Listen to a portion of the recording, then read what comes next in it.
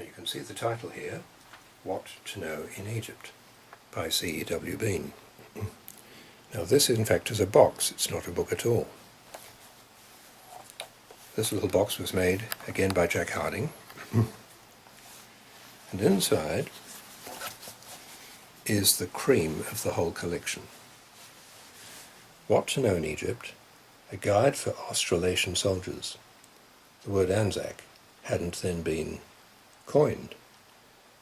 Now, they arrived in December 1914, and they didn't really know their way around.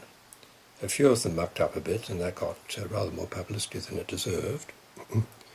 But Bean was asked by General Birdwood and General Bridges to write a short guide for the troops around Cairo and warning them of the health risks of buying fresh fruit in the bazaars and that kind of thing. It gives places to visit, how much you should pay so you don't get ripped off. And this is one of very few surviving copies.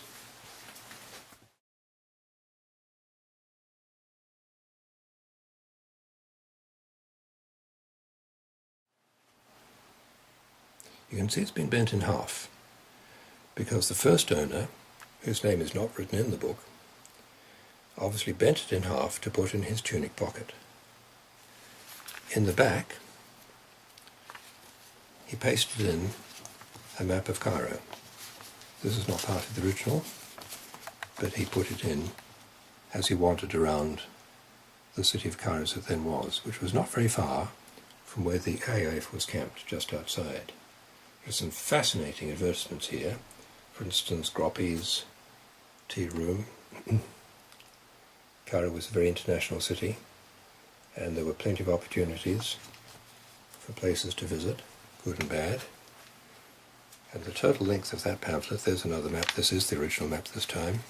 I won't open it, it's very fragile. Another map of Cairo with rather less detail than the one he stuck in.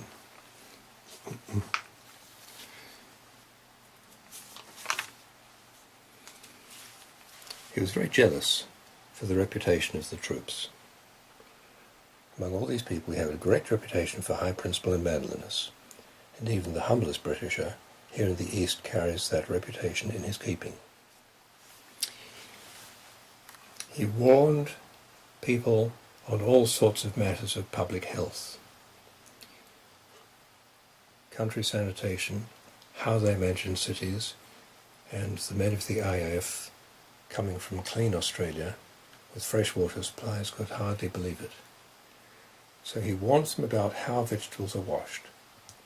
The native, when he's coming to town to sell fruit or vegetables, carries them in open baskets. Dust of crowded roads settles on them.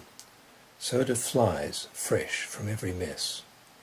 The goods become grimy before they reach market.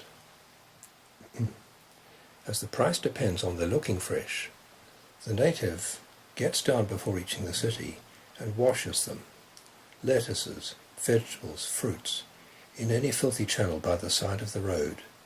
To clean strawberries, a seller will put them into his mouth, lick them all round, and lay them on green leaves. With large fruit and vegetables, if water does not happen to be handy, he will not hesitate to use a far filthier method.